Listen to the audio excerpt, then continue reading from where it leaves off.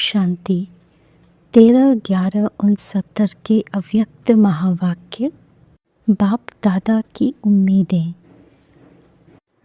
अशरीरी होकर फिर शरीर में आने का अभ्यास पक्का होता जाता है। जैसे बाप दादा अशरीरी से शरीर में आते हैं, वैसे ही तुम सभी बच्चों को भी अशरीरी होकर के शरीर में आना है। अव्यक्त स्थिति में स्थित होकर फिर व्यक्त में आना है। ऐसा अभ्यास दिन प्रतिदिन बढ़ाते चलते हो। बाप दादा जब आते हैं तो किससे मिलने आते हैं?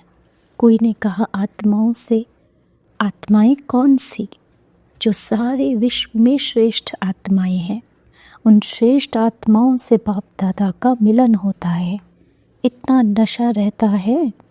हम ही सारे विश्व में श्रेष्ठ आत्माएं हैं।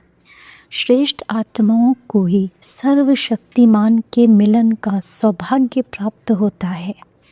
तो बाप दादा भ्रकुटी के बीच में चमकते हुए सितारे को ही देखते हैं। तुम सितारों को किस किस नाम से बुलाया जाता है? एक तो लक्की सितारे भी हो और नैनो के सितारे भी। और कौन से सितारे हो?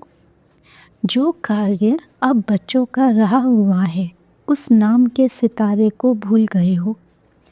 जो मेहनत का कार्य है वह भूल गए हो। याद करो अपने कर्तव्य को।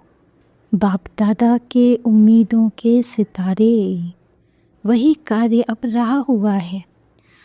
बाप दादा जो उम्मीदें बच्चों में रखते हैं वह कार्य पूरा किया हुआ है।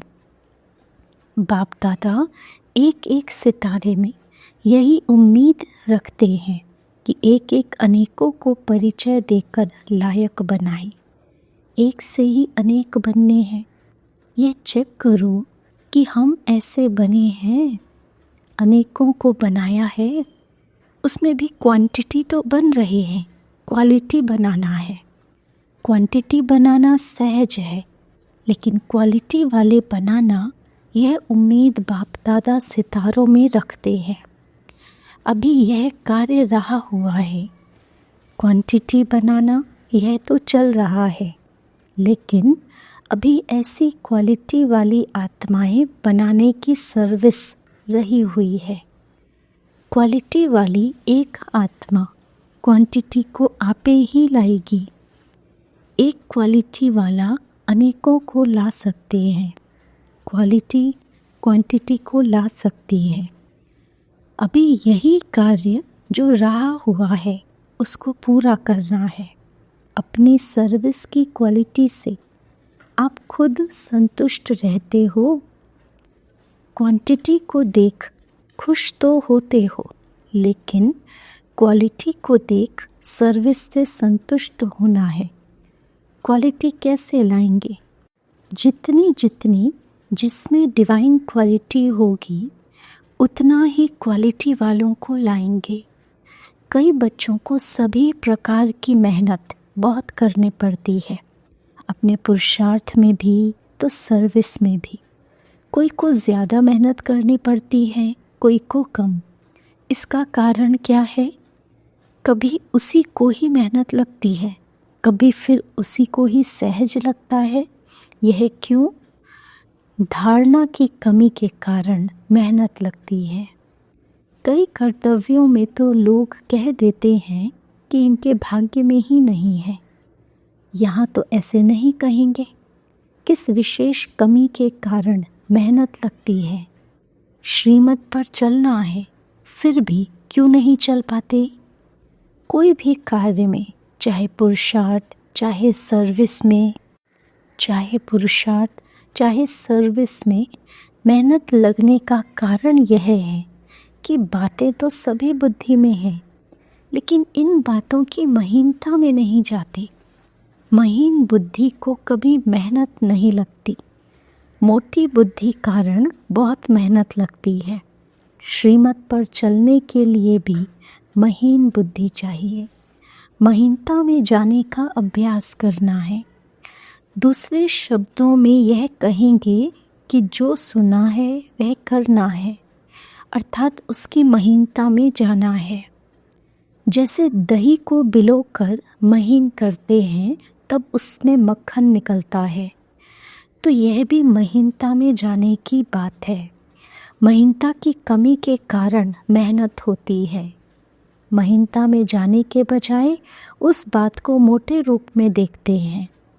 सर्विस के समय भी महीन बुद्धि हो, ज्ञान की महीनता में जाकर उनको सुनाएं और उस ज्ञान की महीनता में ले जाएं, तो उनको भी मेहनत कम लगे और अपने को भी कम लगे। इस महीनता की ही कमी है। अब यही पुरुषार्थ करना है। शारीरिक शक्ति भी कब आती है? जब भोजन महीन रूप से खाओ तो उस भोजन की शक्ति बनती है। भोजन का महीन रूप क्या बनता है? खून। जब खून बन जाता है तब शक्ति आ जाती है। तो अब सिर्फ बाहर के ऊपर के रूप को न देखते हुए अंदर जाने की कोशिश करो। जितना हर बात में अंदर जाएंगे तब रतन देखने में आएंगे और हर एक बात की वैल्यू का पता पड़ेगा। जितना ज्ञान की वैल्यू, सर्विस की वैल्यू का मालूम होगा, उतना आप वैल्यूएबल रतन बनेंगे। ज्ञान रत्नों की वैल्यू कम करते हो तो खुद भी वैल्यूएबल नहीं बन सकते। एक एक रतन की वैल्यू को परखने की कोशिश करो। आप बाप दादा के वैल्यूएबल रतन हो ना। वैल्यूएबल रतन को क्या किया जाता है? कोई ने कहा छिपा कर रखना होता है। बाप दादा के जो वैल्यूएबल रतन हैं उन्हों को बाप दादा छिपा कर रखते हैं, माया से छिपाते हैं। माया से छिपा कर फिर कहाँ रखते हैं?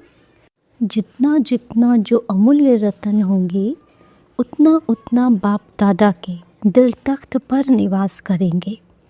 जब दिल तख्त नशीन बनेंगे तब राज्य के तख्त नशीन बनेंगे। तो संगम युग का कौन सा तख्त है? तख्त है व बेगर हो। संगम युग पर कौन सा तख्त मिलता है?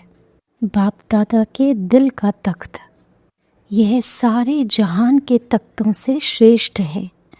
कितना भी बड़ा तख्त सतयुग में मिले, लेकिन इस तख्त के आगे वह क्या है? इस तख्त पर रहने से माया कुछ नहीं कर सकती। इस पर उतरना चढ़ना नहीं पड़ेगा। इस पर रहने से माया के सर्व बंधनों से मुक्त रहेंगे। अच्छा, ओम शांति।